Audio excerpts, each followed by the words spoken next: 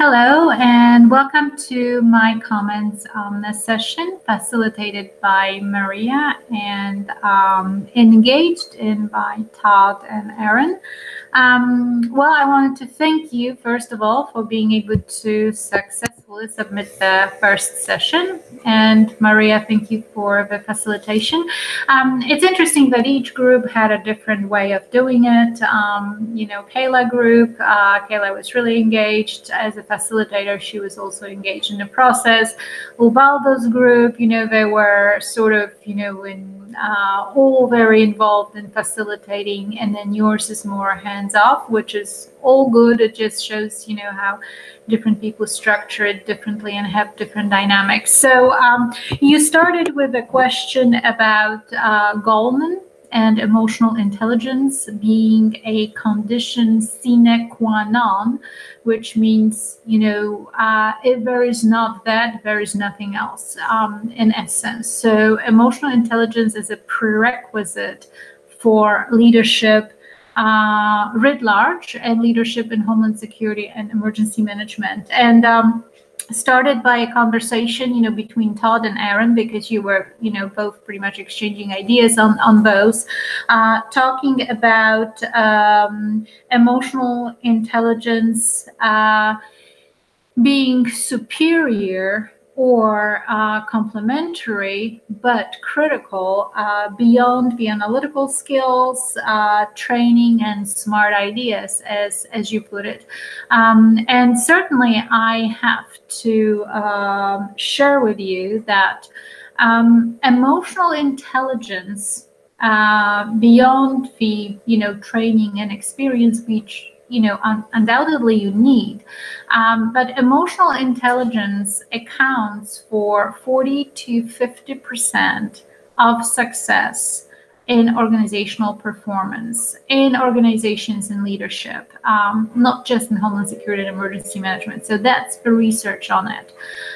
So half of what you are, how successful you're going to be, is determined by the levels of emotional intelligence. Now, if you are interested how much the IQ plays into that, you'll probably be shocked to find out that the IQ accounts for about 10 to 20 max % of your success, professional success. So why is it important, good, bad, or indifferent? Well, if you think about IQ, it levels and tapers off by the time you reach puberty. So if you were born a rocket scientist, and that's your IQ, or whether you were born a Forrest Gump and that's your IQ, by the time you reach adolescence, so you graduate high school, you're about to go to college, that's it. Whatever your intellectual level, cognitive level, being able to that IQ, it won't change in your lifespan, no matter what you do, no matter how many books you read and all that. Emotional intelligence, on the other hand, yes, it develops over the years, but the good thing about it is it can be developed, and it does not plateau until late 50s. And you can grow it in many different areas. So I know, Aaron, that you had this big conversation on the fact that some people just lack social skills. And no matter what you do,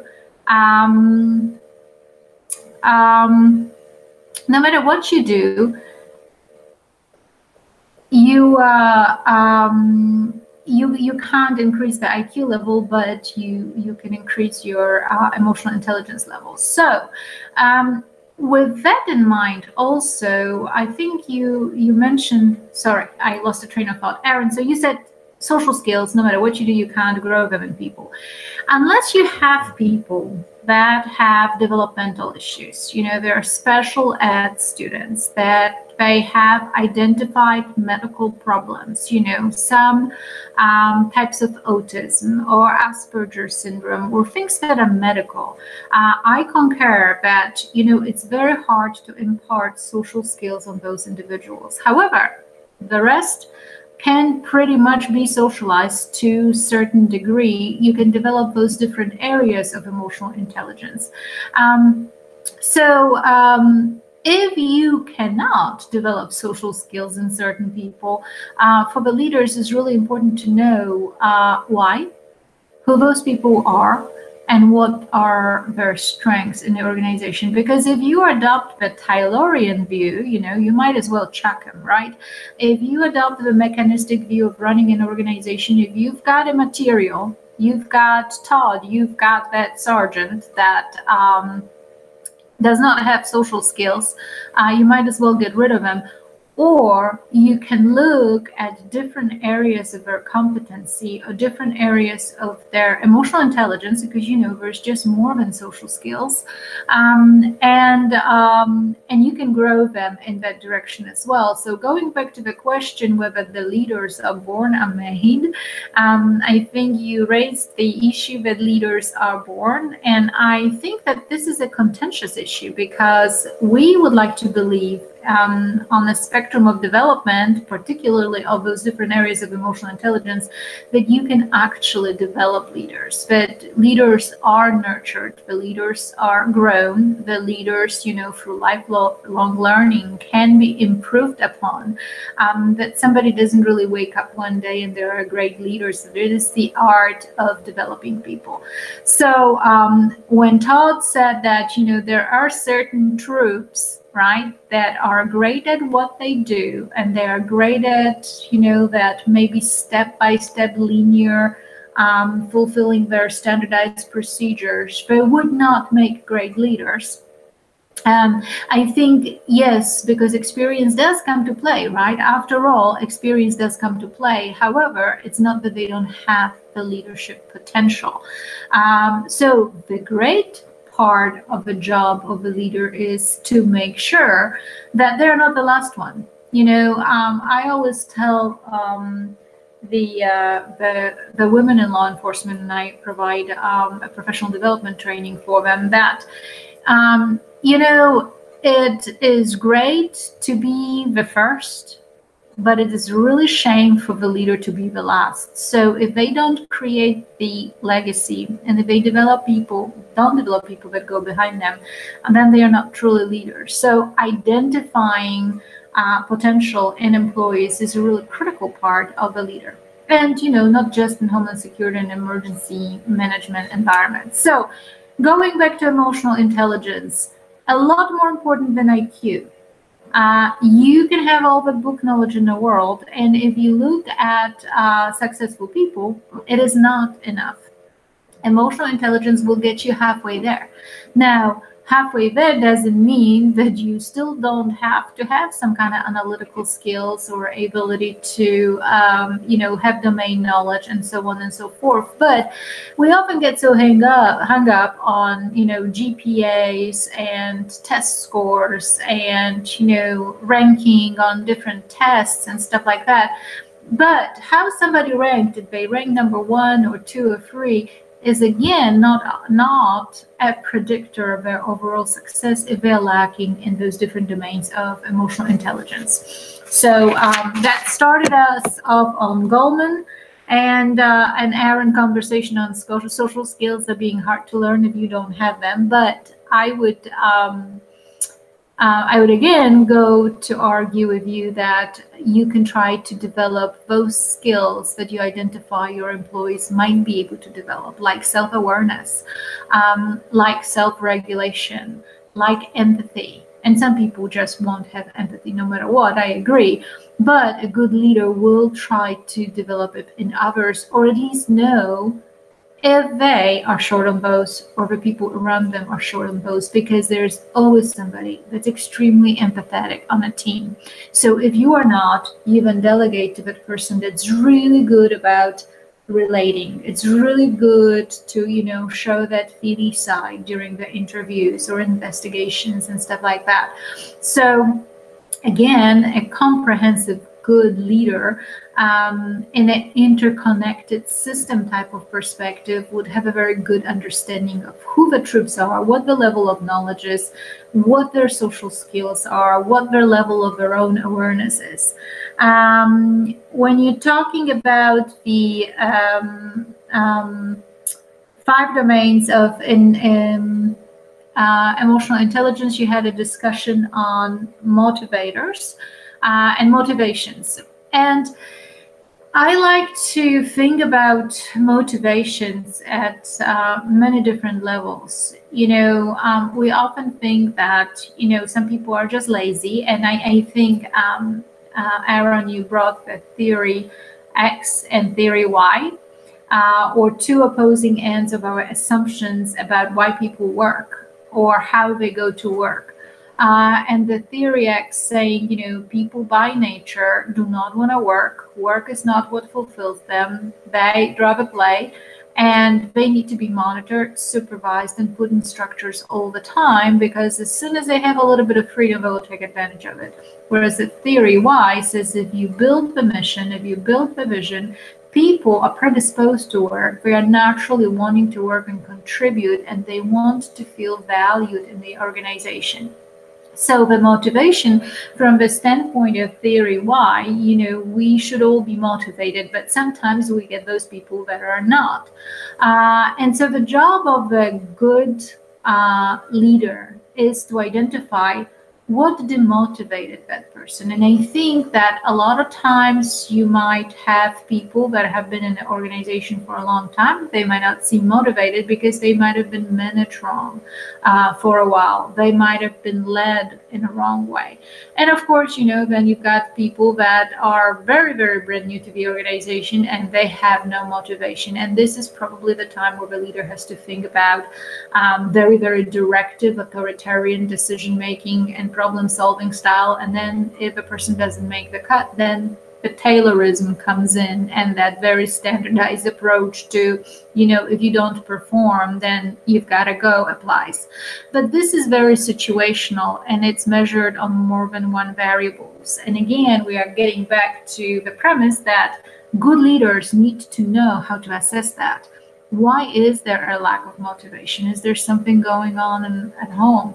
Was it a bad leadership before? Was it organizational culture that influences that person? Is it something that the troops are doing that, you are not noticing and you don't have a handle on? And because the motivation, sources of demotivation can have many different ground causes. And again, you talked about self-assessment and how good leaders do a lot of self-assessment. How do you know if you're approachable? How do you know you're respected? How do you know that you don't micromanage your people? How do you know that you're trustworthy? How do you know that you're considered credible? And most of the time, we have to really put a conscious effort in order to answer those questions. How do you know you're approachable? How do you know? Do you do assessments with your teams? Do they evaluate you, or is it just top down and you evaluate them? How do you learn? In policing organizations, there's something called 360 feedback, which is basically for all different levels of the organization. It's anonymous. It's supposed to improve performance. It's not supposed to be the diagnostic for promotion and so on and so forth. And those work very well. And there are other types of assessments. And of course, good leaders are lifelong learners. If a leader tells you that they have been to that school and that they've taken the leadership training and that they already know it, then they are not a good leader. Because in complex systems, like our Homeland Security and Emergency Management, it's multidisciplinary. You've got psychology, sociology, education, political science, criminal justice, just to name a few, public health, all those different disciplines crisscrossing. And one would be hard to press to think that they know it all, because a good leader does not have the expertise in every area of an enterprise. What they know is what they don't know. They have to acknowledge. They have to acknowledge their shortcomings, and they have to strive to constantly develop those areas that they have weaknesses in. And this is really a seal of leadership as well, is, how much are you aware of your own limitations? We talked about social skills and some people being better at it than others. The good leaders not necessarily have to be the best at social skills or expressing themselves, but they have to be able to tap into the talent in their organization and leverage it. If they're bad at social skills, that they should find somebody that's going to be their advocate in that domain and do the outreach or be a liaison or deal with other agencies. And then, of course, at some level as an executive, you should be able to develop those networks and relationships. And okay, self-regulations and being receptive to feedback. Well, they say that good leaders don't take yes for an answer. Good leaders always question their performance. If they do not have that anxiety before they read their evaluations, then probably they are not that great, because if you reach the excellence, then there is nothing else for you to do, right? So being receptive to feedback is very important. And a lot of people will tell you, we want feedback, but then when they see it, then they take the employees to shreds, or they're trying to figure out, who dared to write that about me, right? So being receptive to feedback, being able to delegate people with other qualities, other competencies that you have, being able to acknowledge that you are not know-it-all, and you will never be, have a knowledge in all those different areas. If you realize your limiting factors, then you are a lot more open to sense making. And that sense making is the notion that we have in safety and security fields, in complex, unpredictable systems, not puzzle solving and complicated, but sense making in complex. And somebody who is not aware of how they think, what the shortcomings are, whether they delegate well or not, whether they're a good public speaker, if those people don't realize their own limitations, then they're most likely not as effective, particularly in those complex situations. Openness to change and not just being right, goes without saying. Openness to change. This is particularly important in the Homeland Security and Emergency Management fields, because they are marked by careers that are punctuated by the order of succession. So, Todd, you are in a very typical hierarchical organization. You go from officer to sergeant to lieutenant to captain to whatever ranking structure there is. And as you go through those different steps, you accrue certain experience that's typical of that function. And then after 20 or 30 years, you are a seasoned practitioner. And what happens in those organizations, that experience and that practitioner knowledge is so valued that often those people working in those environments are not very adaptive to change in other systems, to the knowledge that other systems might be working differently, that the nurse working in a hospital works in totally different structures. Right? Nurses have a lot of say in everything that relates to administration of a hospital. Nurses have a lot more to say than doctors, because most of the nurses become administrators. Very few doctors become administrators unless you go high to the executive level. So nurses run hospitals totally differently, but police chiefs run police departments. They make decisions differently. Now, if you meet at a critical event, mass casualty event or so, then you as practitioner in one field need to realize that this is not all that people do and all that people believe in, and that's the only lens and the only perspective there is.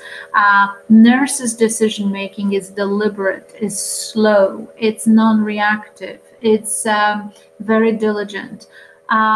Maybe response organization's approach is reactive, is fast-paced, it's quick, it's, seconds matter, right? In those life risk situations.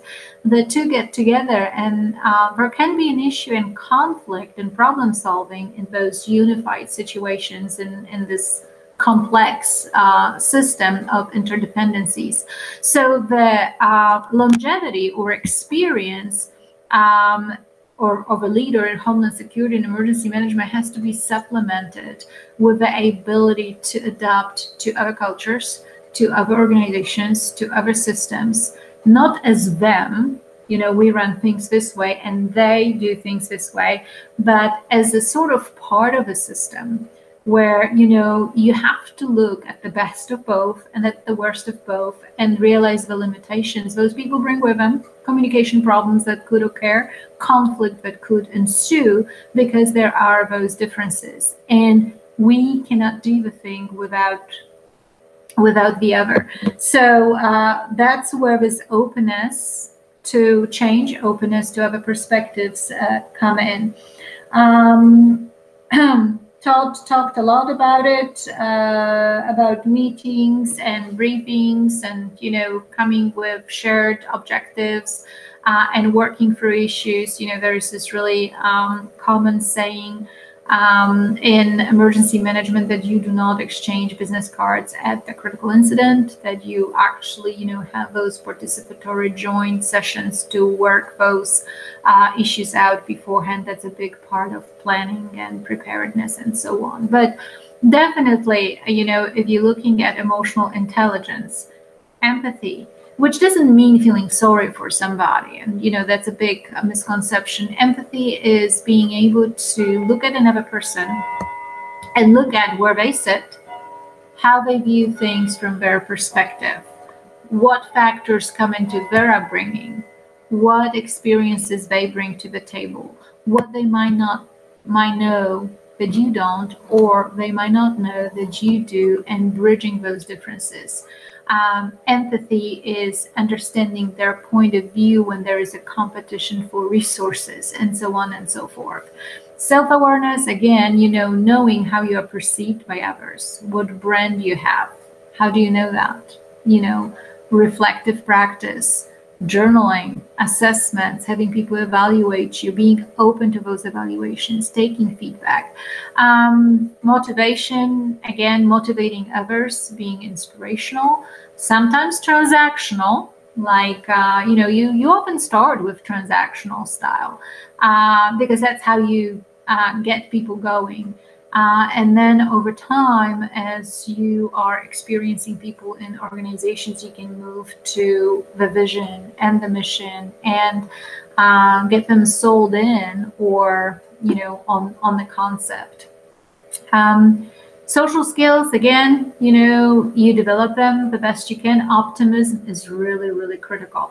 Actually, there are studies on emotional intelligence domains in different professions, and for law enforcing, for example, in public service, optimism is one of the top 5 critical emotional intelligence indicators of success. They're actually optimism, flexibility, self-regard, stress tolerance, and impulse control. Those 5 are predictors. And so, I'm saying that because Todd is a police officer, and so I'm curious what you're going to think about that. But those are 5 emotional intelligence domains that are critical to law enforcement. Empathy is not one of them, but flexibility, optimism, self-regard, stress tolerance, and impulse control. So when you think about those, you probably see different people succeeding or not succeeding in your organization. And if they are not, they're going to lack on one of those domains. Because again, that's 50% of success. Self-confidence, certainly, because self-confidence goes to the ability to stick to your convictions, to move on and inspire people. Overconfidence, though Homeland Security and emergency management can lead to hubris, And we've discussed that on numerous occasions in the courses, where overconfidence of leaders can be as fatal as their lack of confidence or lack of knowledge. Sometimes people who are not knowledgeable enough know that constraint, and they are trying very hard to rely on other experts. If you're overconfident, and again, if you think that you know it all, you might miss input or clues or suggestions from people that might come totally out of left field that you wouldn't suspect, even from people with zero experience that just can have a different way of looking at things, and it happens all the time. So think about very, very mechanistic way of applying the incident command system, right? And think Harvey. So you've got incident command system. It did not work in Harvey at all.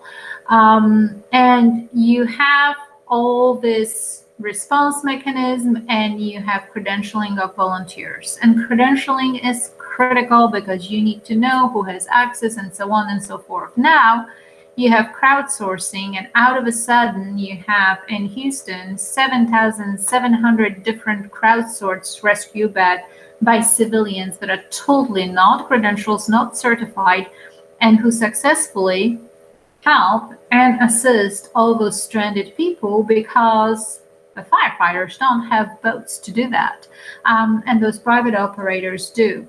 And if you are a leader in this environment of high complexity, like Harvey, you can say, we do not absolutely approve of the spontaneous response. Or you can think about emergence as a natural outcome in those complex events, and you're making sense of the things that you go, and you realize you're going to use those volunteers.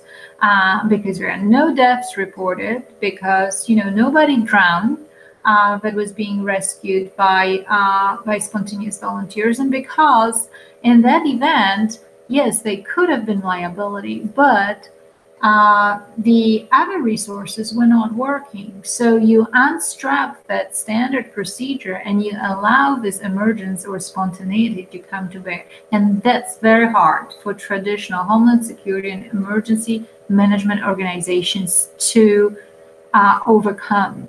That kind of thinking is not very typical. It's more exception than a rule. And so the good leaders, again, are the ones that can probe and make sense of the situation right now, in spite of all the plans and all the structured protocols and all the charts and organizational charts that are very, very critical to start. But if they fail, then you've got to be thinking organically. You've got to make sense of the situation. You can't be looking for that piece of a puzzle that you don't have, because maybe there is no puzzle. Maybe you don't know what the next step needs to be because it's unprecedented situation. So that's, again, also part of emotional intelligence. Self-confidence, but also not overconfidence, realizing that there might be other solutions that will come out of a sudden, and being open to them, being open to at least consider them, being open to at least have a conversation about them. And I think, whatever you say about a current political situation as well, is that often, we are so set on it's either this or that, because we are thinking in very complicated, if there is a problem, there is a solution to it. We think in a complicated way, where we have problems that are so complex that there are no two opposing solutions, that maybe is just getting through the thick of it together. And sort of thinking about the goal rather than the end outcome that's very predictable. I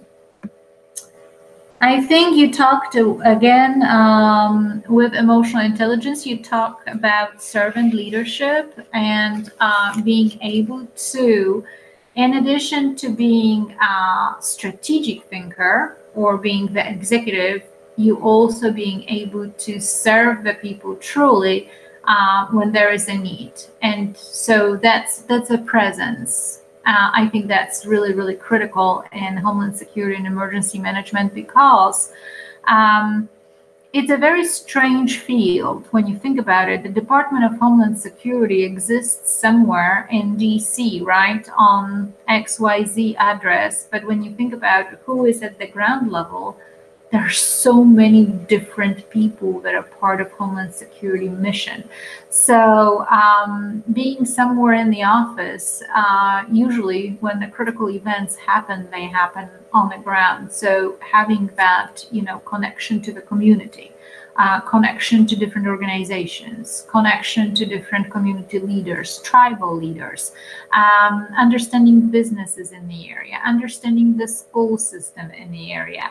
There is such a network of interdependencies that those Homeland Security emergency management leaders have to know. So if they're not servant leaders, if they're not used to serve at that lowest level, then they're not going to be as efficient. And most critically, we're not going to be as effective. And there is a difference, as you know, between the two.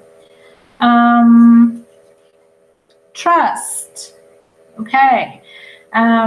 I think that the issue of trust is always one of the first three things that comes up when we have discussions about the worst boss in the world and the best boss in the world.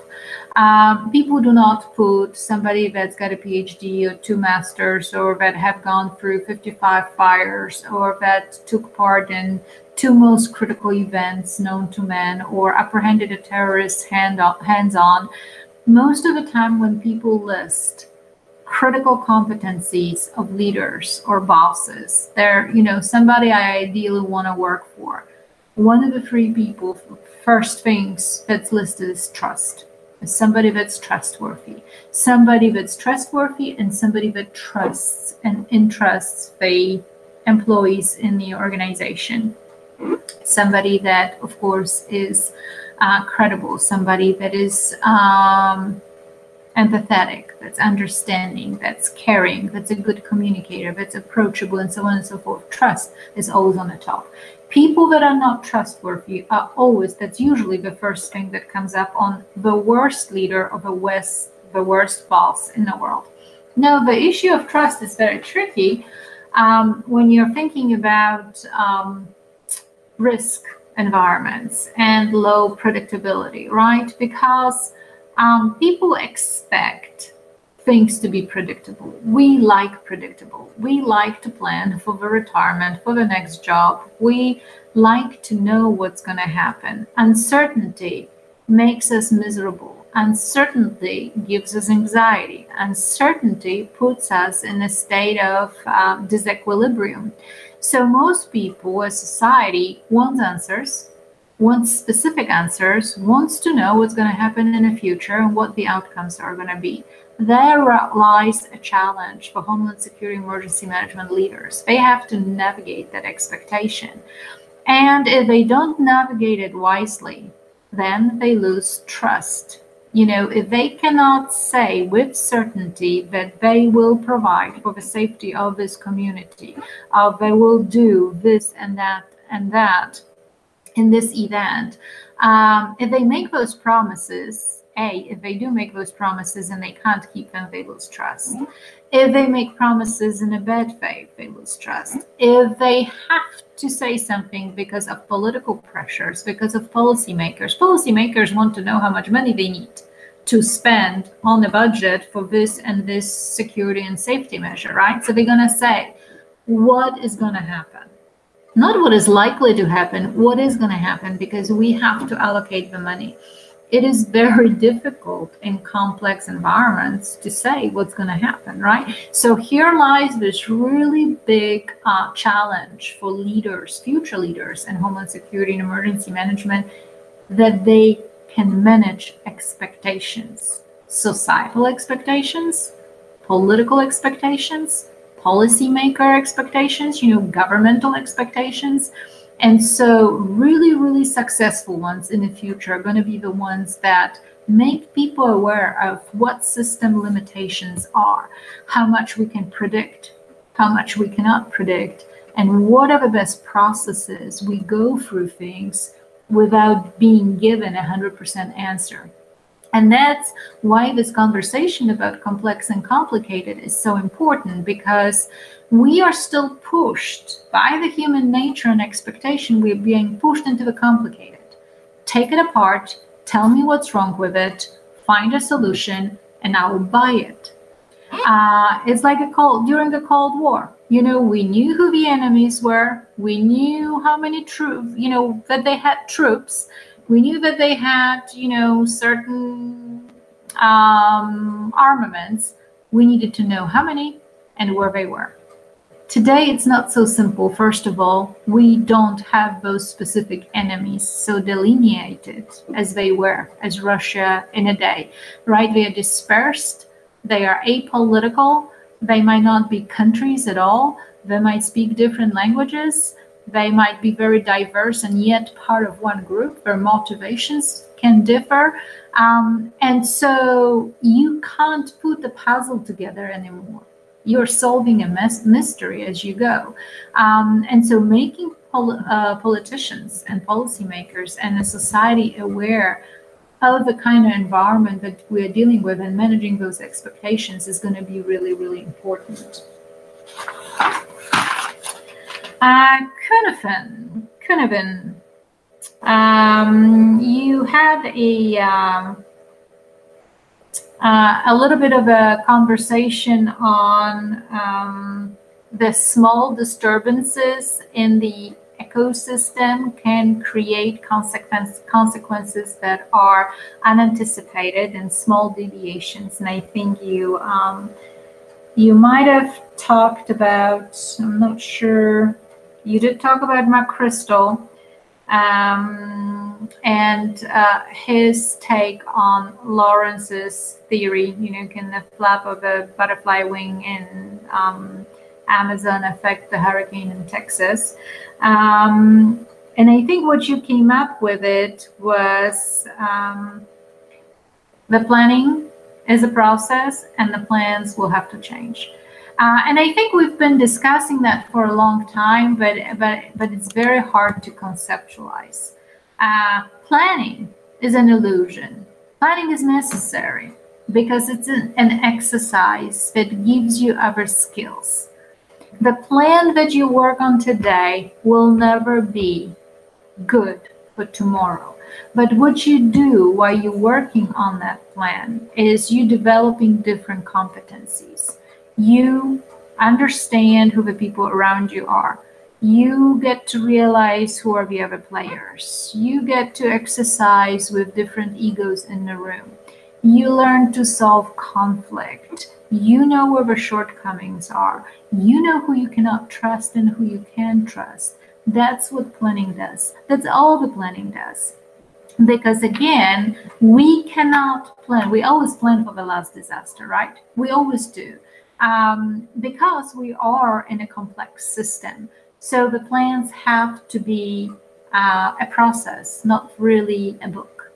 And I think that's where you were going with it, and you had a really good discussion on it. But tabletops and drills and things like that, they are really important. They're a framework, but then you know why you are in that situation, that everything in that scenario is going to be different than unless it's Hurricane Pam in New Orleans, right? You know, sometimes you are going through the planning session and you are identifying the issues, and those issues later happen. And that happens a lot. But with the mega events, what happens, you know, there are unpredictable, unpleasant, unanticipated, and all the uns in the world, right? Highly unpleasant and unprecedented for most part. So you have to have dynamic solutions while you are in the middle of it. So how does the Kunavan framework come to this? I think that one of the most important things about that framework is to know that you can be in a simple problem, you can be in a complicated problem, or you can be in a complex problem. As long as you know where you are, that's already half a success. Because if you have a feeling that you are in a simple problem, but it's complicated, then you're going to fall into chaos because you're going to be just looking at matching standard procedures. If you are in a complex, but you're using complicated, you might have a lot of experts that have a lot of expertise in all those areas you're trying to break down. But if you're trying to solve a puzzle and you're not following you're not sense making, you're not having organic solutions, innovative solutions, you're trying to look for patterns from the past, you're going to end up in a chaotic situation. So the most important thing, and that goes to emotional intelligence, this is where emotional intelligence ties to that model, is self-awareness. Knowing which situation and scenario you are in while you're trying to solve it. Because again, using linear way to solving complex problems, it's going to be counterproductive, and more often than not, is going to throw the system into the chaos or that, downfall. So account for the change, sense making, self-regulation. Certainly, Todd had a discussion on how we are resistant to change. Yes, people are for most part, and that's part of emotional intelligence, is developing adaptability to change and doing assessments, personal assessments of, what is the major factor that's associated with fear of losing a position, fear of not fitting in the organization, fear of, not having a retirement, whatever that might be. People are afraid of change because it threatens them either in real way or in imagined way. And so they will resist it and they will push against it. That's why organizational cultures are very resistant to change, because you have developed a certain religion, so to speak. You've developed a certain way of doing things. And as a group specifically, it's very threatening if somebody tells you to do something differently. That's why I always believe that whoever is a leader in the organization, or a new leader specifically, they cannot push the change down the throat of the people that are working there. There's got to be a process that's a slow process of integration, of getting the buy-in, of trying to find, the whisperers in the organization, people that might be receptive, diagnosing the organization. So if there's a new chief for a police department, let's say, and they come in and it's a new sheriff in town now, everything is going to be totally from the scratch and everything's going to be new. It's never going to work, because people will resist, lose motivation. There's going to be loss of effectiveness. There's going to be turnover, sick leave, all those things that come with somebody trying to introduce a shock to the organization. Whereas a leader that comes in and diagnoses who they got, who is good, who is bad, who doesn't like them, who doesn't want the change, who is more receptive to it, who they can use as emissaries or advocates for the program, and doing the diagnostic. That is part of emotional intelligence. This is part of figuring out what you got to work with. And so very, very critical, particularly in those environments like emergency management, homeland security organization that consists of practitioners, a lot of them with decades of experience, and they might be very, very resistant to somebody, new coming in and telling them how to do things instead of trying to get a buy-in. So I thought that was, a really good discussion you had on that. How do you get people out of their comfort zone, but you don't throw them into chaos and fear? Figuring out that balance part of emotional intelligence. You've got to know what your people worries are, what their families are, where they live, how they commute, how their pay scale is going to change, and so on and so forth. Assembly line model, we all know that. I think we can beat Taylor over the head with that the assembly line model does not work in leadership for the most part.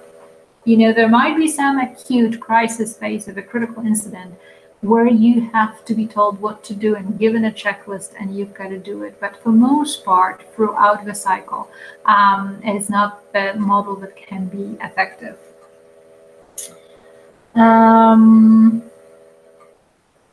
Todd was saying that, you know, you can almost expect that things will not go as planned. And that is a really great point. It's a really great perspective that the good leaders will be aware that those unpredictable situations will bring with them novelty that has to be worked out on a go. And again, that will go back to managing expectations of the politicians, policymakers, and the public.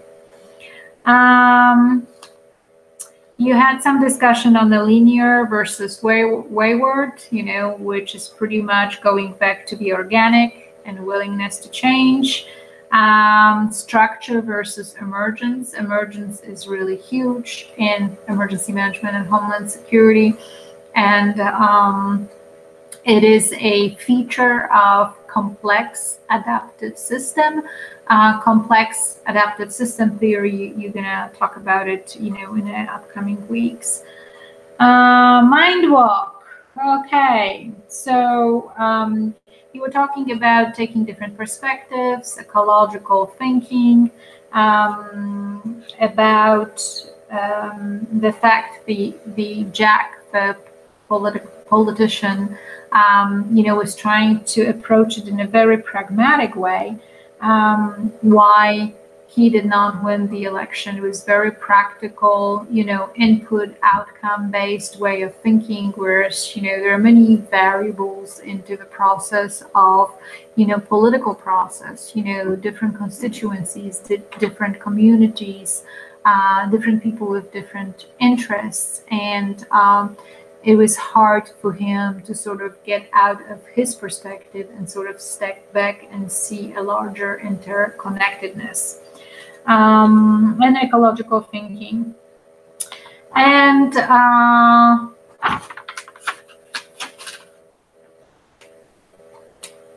I think your discussion here about Jack was sort of went to nuances of your political constituency, the immigrants, the farmers, the small communities. And I think that translates very well onto Homeland Security emergency management. You just talk about the immigration debacle and what's happening right now. And we are not finding solutions because we're using a very reductionist system, right? We're saying either that the people, you know, are good, they should be allowed to come, or that the people are bad and they are bringing, you know, drugs and terrorism with them. And in reality, it's a lot more complex issue that cuts across many fields. It cuts across policy and immigration policy, cuts across psychology and sociology, and cuts across ecology and environment because of the changes, ecological changes. You know, think about the migration into Europe, which is because of different environmental factors and fought for resources like water and oil and stuff like that. And so there are so many different complex issues that it's so simplistic to say that, you know, it's they're a threat to the security, or we are all human race. And this is kind of how we tend to look at things in a very reductionist way, where in reality it's more about sense making, trying to look at all different perspectives. And so very good points on Jack's political agenda. At least try to understand, and I agree with that, that it is not necessarily what you end up doing, but at least being open to acknowledge that there are limitations to your way of thinking. Not a competition, we're taking over. You're talking about the role of in olden day when the FBI showed up on the scene and they said, we're taking over. But being a federal agency, of course, they do not have the sources. They do not have those confidential informers that you do. They don't know those business owners as well as you do. You know that lady on the corner, in that house that, is always there at 8 o'clock in the morning to pick up her newspaper, and you chat with her. When somebody moves to community or when the business goes out and what happens in that business. So very important. I think we have made a tremendous progress with that coordination and collaboration of different levels of law enforcement. But yes, it's necessary to let the people that have the know-how do their part. And historically, those big agencies like to take the credit, and it certainly changed in recent years. And it is not about the egos and who gets the credit, because at the end of the day, if you are not successful, then nobody gets funded, right? So I enjoyed both of your or all of you, your Hangout and your exchanges, and really helps that Todd is bringing a law enforcement perspective to that, and then Aaron is looking from the theoretical and academic perspective, and some of your engagement and in different projects. So I enjoyed that, and I'm looking forward to the next one.